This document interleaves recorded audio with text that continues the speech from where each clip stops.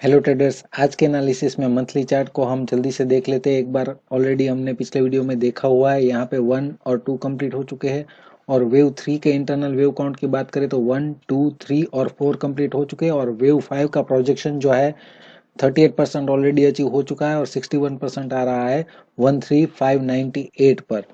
तो ये जो है वेव 5 7511 से उसको अगर हम डेली चार्ट में देखने की कोशिश करें तो यहाँ पे 7511 से वेव 1 और 2 कंप्लीट हो चुके हैं। वेव 3 11794 पे पूरा हुआ है और वेव 4 जो है 10,790 पे पूरा हुआ है। तो यहाँ से अगर हम वेव 5 का प्रोजेक्शन निकालें, ये जो बड़ा वेव 5 स्टार्ट हुआ है 7511 से, उसका भी अगर लास्ट वेव 5 बात करें तो वो 10,790 से शुरू हुआ है और उसका प्रोजेक्शन जो है 38% ऑलरेडी अचीव हो चुका है और 61% आ रहा है 13,437 पर।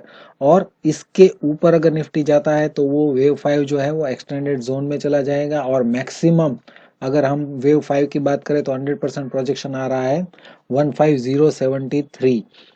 तो इस लेवल के ऊपर अगर निफ्टी जाता है तो एक्सटेंडेड जोन में वेव 5 पहुंच सकता है। और अगर इसके इंटरनल वेव काउंट की अगर हम बात करें तो ऑलरेडी यहाँ पे हमें एक 3 वेव मूव ही दिखाई दे रहा है। अगर यहाँ पे हम इस डेली चार्ट में देखने की कोशिश करें तो अगर इस वेव 5 को हम नेक्स्ट चार्ट में देखने की कोशिश करें 10,790 से, तो यहाँ पे इस 1 आवर चार्ट में देखें 10,790 से तो ए और 1 कंप्लीट हो चुका है, बी और 2 कंप्लीट हो चुका है।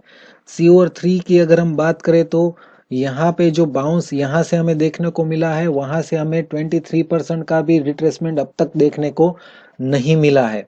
तो पॉसिबिलिटी यहाँ पे ये हो सकती है कि अगर ये एंडिंग डायगोनल है वेव सी और 3 का, लास्ट वेव 5 का, तो यहाँ पे ये जो अपर मैंने जो ट्रेंड लाइन बनाई है उसके ऊपर निफ्टी नहीं जाना चाहिए अगर ये एंडिंग डायगोनल पैटर्न ही है तो। लेकिन अगर यहाँ पे ये 1, 2, यहाँ पे 3 और 4 अगर कंप्लीट हुआ है तो यहाँ से जो है निफ्टी और भी ऊपर जा सकता है। तो इस चार्ट में हमें क्या कंक्लूजन देखने को मिल सकता है? अभी के लिए हम देखें तो ये जो बाउंस है पूरा उसका अगर हम रिट्रेसमेंट निकाले तो 23% आ रहा है 12,868 पर और 38% आ रहा है 12,613 पर। तो ये जो है इमीडिएट सपोर्ट रेंज है निफ्टी के लिए। अगर 12,613 के नीचे निफ्टी ट्रेड करता है तभी हम निफ्टी को नेगेटिव मान सकते हैं। जब तक इसके ऊपर है निफ्टी तब तक निफ्टी पॉजिटिव जोन में ट्रेड करता रहेगा।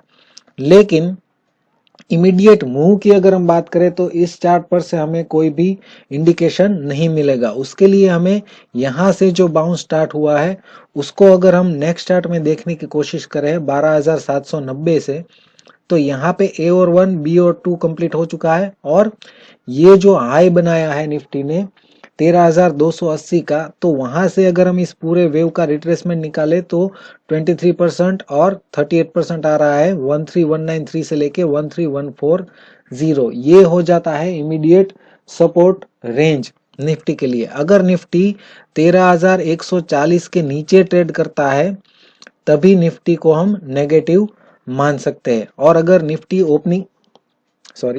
अगर निफ्टी मंडे ओपनिंग को इसके ऊपर हाई बनाता है तो ये जो रिट्रेसमेंट रेंज है वो उस हाई से चेंज हो जाएगी। तो उसके हिसाब से 38% को हमें ध्यान में रखना है और उसके हिसाब से ट्रेडिंग स्ट्रेटजी भी बनानी है। और अगर हम बैंक निफ्टी की बात करें तो बैंक निफ्टी में डेली चार्ट में अगर हम देखें तो वहां पे डेली चार्ट में दो पॉसिबिलिटी अभी के लिए दिखाई दे रही है। यहाँ से जो लो है 16,116 से, वहां से अगर हम काउंटिंग देने की कोशिश करें तो यहाँ पे पहले मैं एक वेव काउंट ले लेता हूँ, अल्टरनेटिव बाद में लेता हूँ। पहले यहाँ पे हम करेक्टिव की बात करें तो ये ए, बी और सी कंप्लीट हुआ है और उसके बाद फिर से ए, बी और सी इरेगुलर। तो ये फर्स्ट एबीसी, फिर एक्स वेव और ये थर्ड एबीसी। तो ये हो गया करेक्टिव ऑप्शन। इस ऑप्शन में अगर हम देखें तो ये वेव सी जो है यहाँ पे पूरा होने के बाद हमें एक बड़ा डिक्लाइन देखने को मिल सकता है। लेकिन ये करेक्टिव बाउंस नहीं है और ये दूसरा ऑप्शन जो मैंने यहाँ पे काउंटिंग में दिया हुआ है ये 1 और 2 कंप्लीट हो चुका है। और वेव 3 के अंदर देखें तो वेव 3 के अंदर इंटरनल 1 और 2 और उसके भी अंदर 1 और 2, तो उस हिसाब से देखें तो बहुत ही ऊपर हमें ऊपर के टारगेट्स बैंक निफ्टी में देखने को मिल सकते हैं। लेकिन अभी के लिए हमें प्रिडिक्शन नहीं करना है कि ये करेक्टिव है या इम्पल्सिव है। हमें सिर्फ क्या करना है, जो लास्ट बाउंस स्टार्ट हुआ है, जो हम मान रहे हैं सी और 3 यहाँ से स्टार्ट हुआ है 23,613 से, उसको हम नेक्स्ट चार्ट में देखने की कोशिश करें तो यहाँ से वेव काउंटिंग देखें तो 1 और 2 कंप्लीट हो चुके हैं, वेव 3 और 4 भी यहाँ पे कंप्लीट हो चुके हैं। वेव 5 का अगर हम प्रोजेक्शन निकाले तो 38% ऑलरेडी अचीव हो चुका है।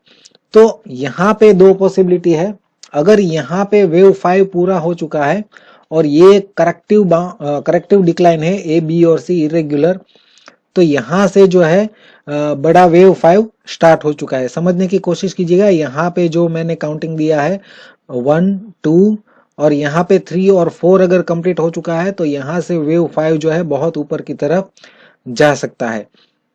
लेकिन ये जो वेव सी और 3 है वो यहाँ पे 1 2 3 4 और ये एंडिंग डायगोनल चल रहा है, तो यहाँ पे 1 2 3 4 और 5 इस रेंज में पूरा होने के बाद हमें एक रिट्रेसमेंट देखने को मिल सकता है।